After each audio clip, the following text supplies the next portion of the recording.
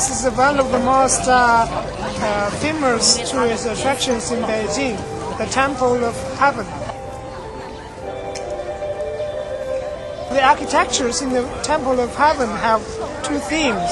One is heaven, which is represented by a circle wall of the rock buildings. Another is earth, which is represented by square wall or square buildings. So ancient Chinese people believed the heaven is round and the earth is square.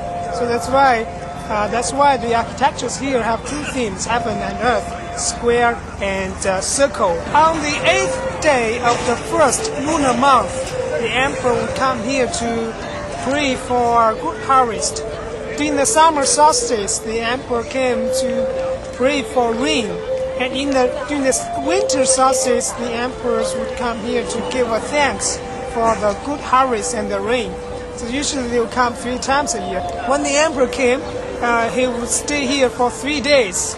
And the first 2 days he would fast, because there was a fasting chamber in the temple in this place. And he would fast for 2 days, and he could not eat any meat. He could not stay with his concubines.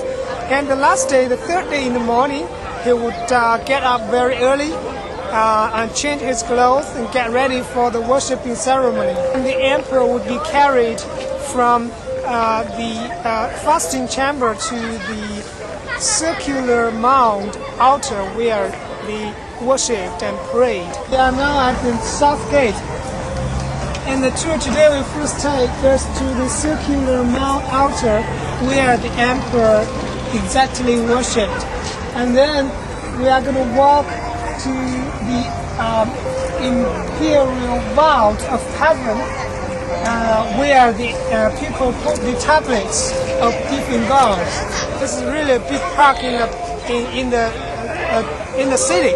And because there were many beautiful trees and green grass, so many local people would like to come here to do morning exercise like Tai Chi or dancing or all kinds of exercise.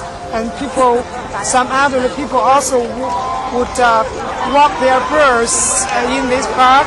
And of course, people would like to practice their calligraphy on the ground also.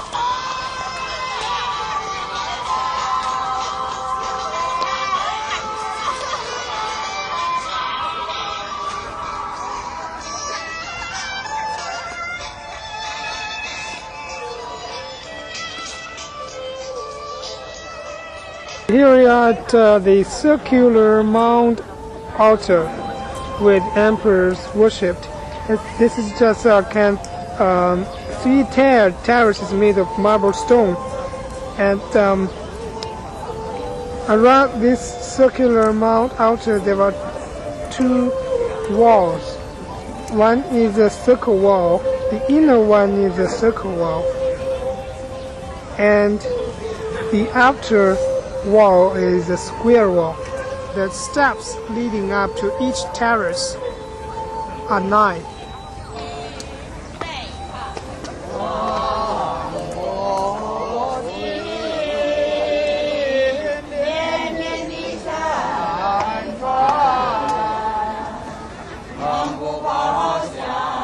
We are now standing on the top of the circular mound altar where the emperors prayed. In the Ming Qing dynasty, this spot was considered the place where the people can talk to the heaven. Those are the buildings stand on the central axis of this temple.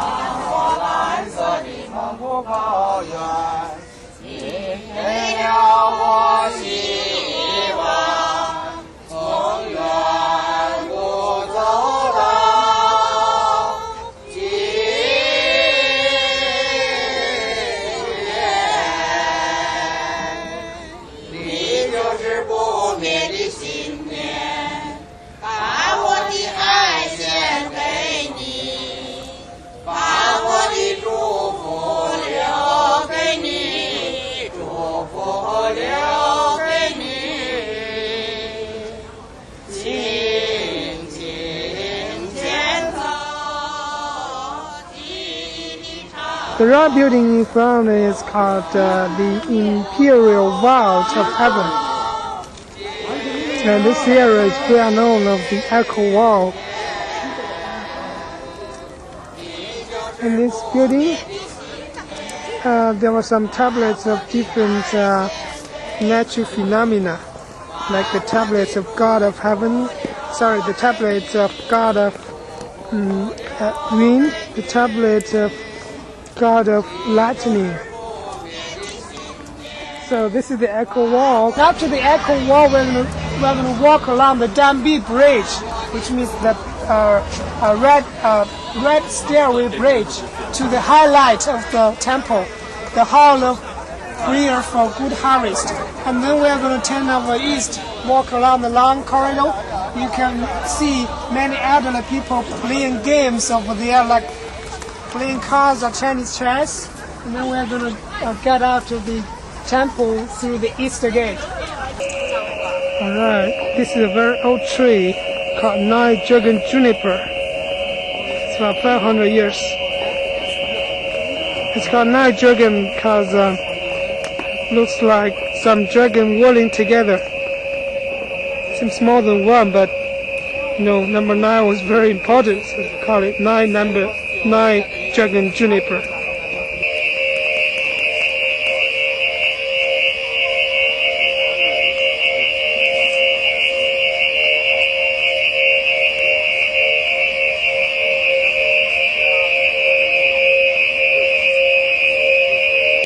Okay, now we are walking on the 360 meter long red stairway bridge.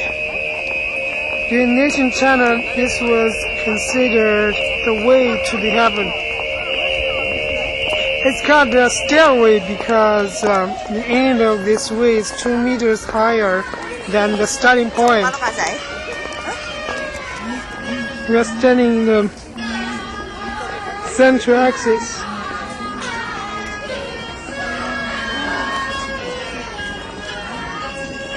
That is a stone ox, represent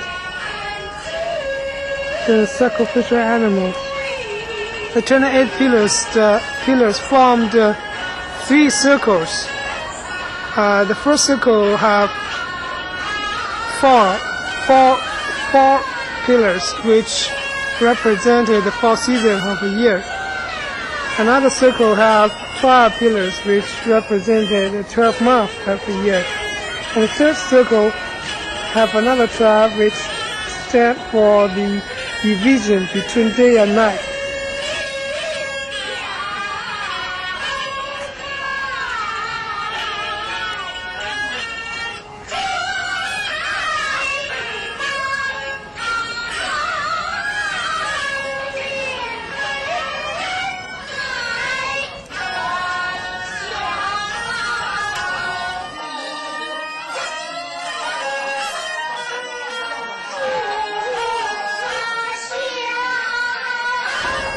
This is a long corridor where the local people come here to play together with their friends.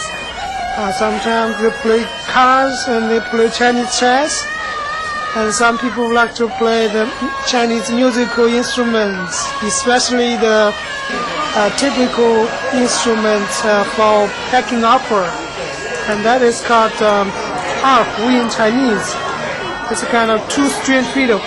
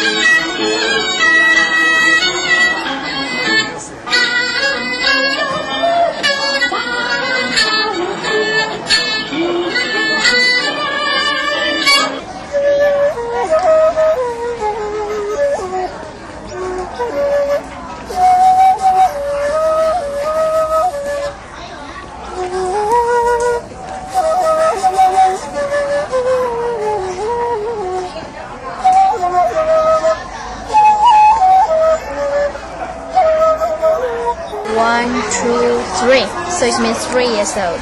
Yeah, just like trees, 1 ring means 1 year. But 3 years old is still too young. We made jewelry only use those more than 6 years old for them, because the pearls inside are very bigger, very shiny. Those under 6 years old just for the pearl powder and pearl cream. Yeah. Okay, now here, would you mind to guess how many pearls inside? How many? Yeah. None.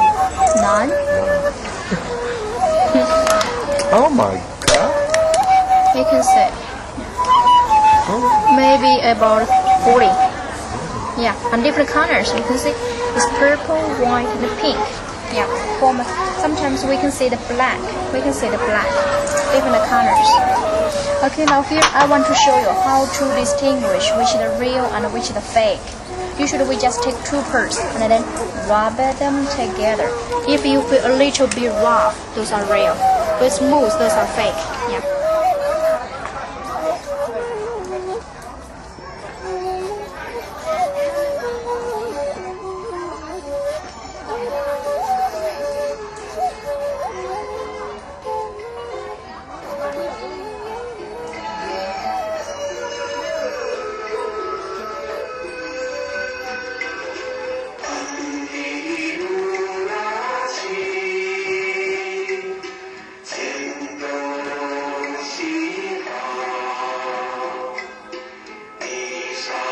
Okay, here we are in the Lama Temple, and this is actually the biggest Tibetan Buddhism temple in Beijing. The Lama Temple was actually built in 1694 by the second Qing Emperor Kangxi, and Qianlong decided to have this palatial palace converted to a Lama temple because he just wanted to unify the whole country. Unify the Tibet. So that's why he decided to convert this palatial palace into a Lama temple. So there were many lamas during the Qing dynasty. Nowadays, this is not only a tourist attraction but also a functional temple. There's still many people come here to pray every day. They come here to pray. The Buddhists will come here to pray, and they would like to burn incense and then pray in front of each Buddhas. So there are many Buddhas here. The first building in the Lama Temple is called the Buddha Maitreya Shrine, and because the future Buddha or the Big Belly Buddha is sitting in the middle of this building. The Big Belly Buddha is also called Laughing Buddha or smiling Buddha, because he always smiles.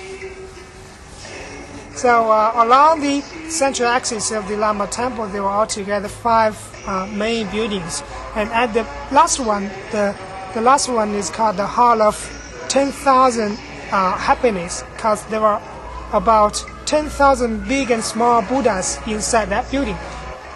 People believe that the wheel of law is filled with Buddhism scriptures. So if you turn it one revolution, it means you've learned the Buddhism scriptures once.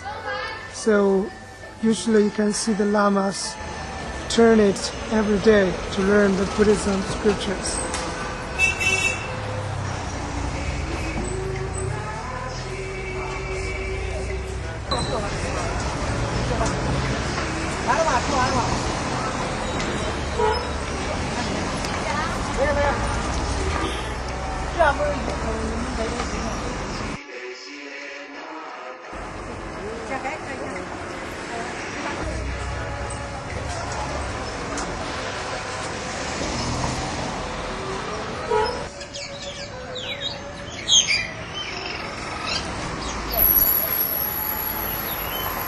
Okay, here we are in the Confucius temple, and that's the statue of Confucius. Confucius is considered the greatest philosopher in Chinese history, and he had many students. So he is actually considered the god of study. So in the Yuan, Ming, Qing dynasties, the last 3 dynasties, many students who wanted to pass the palace examination, the palace examination will come here to pray in front of the statue of Confucius. And in this small temple, there were altogether 198 stone tablets. It carries the name of Jin Shi. The students who passed the palace examination got the Jin Shi scholarship during the Yuan Mingqing dynasty.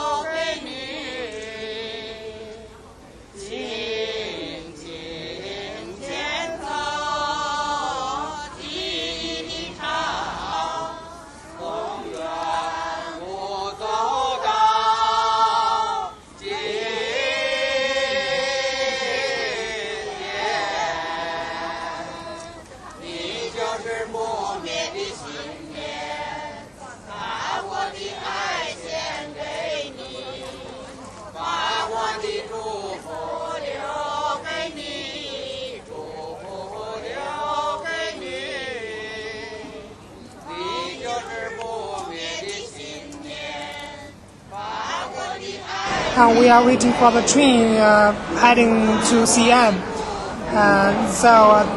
This is a very good train, I should say. It takes about 13 hours to get to that city, because Xi'an is over 1,000 kilometers away from the capital city. We really had a good time in Beijing. I'm sure I'm going to have a very good time in Xi'an too, since Xi'an is a very beautiful city, and Xi'an is also a very old city in China.